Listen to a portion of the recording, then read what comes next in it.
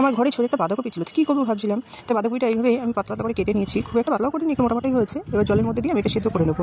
এবার এর মধ্যে আরেকটা কড়াইয়ের মধ্যে আমি জল দিয়ে তার মধ্যে 3 পিস মাছ দিয়ে দিলাম। রুই মাছের পিস দিয়েছি, আপনার চাইলে কাতলা মাছের পিস দিতে পারেন বা অন্য মাছও দিতে পারেন। নুন দিয়ে মাছটা বেশ ভালোভাবে সেদ্ধ করে নেবো। মাছটা খুব ভালোভাবে সেদ্ধ করা হয়ে গেছে। এবার মাছটা আমি একটা থালার মধ্যে তুলে নেবো।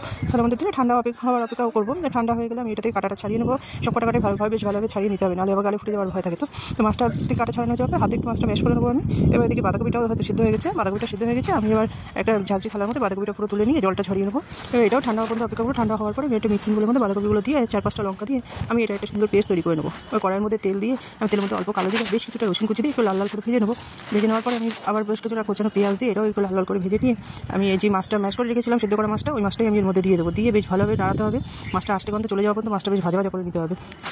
এর মধ্যে বাঁধাকপির পেস্টটা পুরোটা দিয়ে দিতে হবে। দিয়ে ভালোভাবে মাছের সাথে মিশিয়ে নিয়ে পরিমাণ মতন জিরের গুঁড়ো, বেশ অল্প পরিমাণে জিরে গুঁড়ো দিতে হবে, খুব একটা বেশি না। নুন হলুদ দিয়ে খুব ভালোভাবে মেশাতে হবে। জলটা যত সময় না টানবে তত সময় এটাকে কড়াইয়ের মধ্যে নাড়িয়ে দিতে হবে। দেখুন কতটা জলটা নিয়ে গেছে, আমার শুকনো শুকনো হয়ে গেছে। দেখতেও কতটা সুন্দর হয়েছে, আর খেতেও এত সুস্বাদু হয়েছে না। একবার খেয়ে দেখবেন। আমার বাড়ির সবাই তো বলে খুবই ভালো হয়েছে। আপনারা একবার খেয়ে দেখে জানাবেন কেমন হয়েছে। তো রাখছি বন্ধুরা।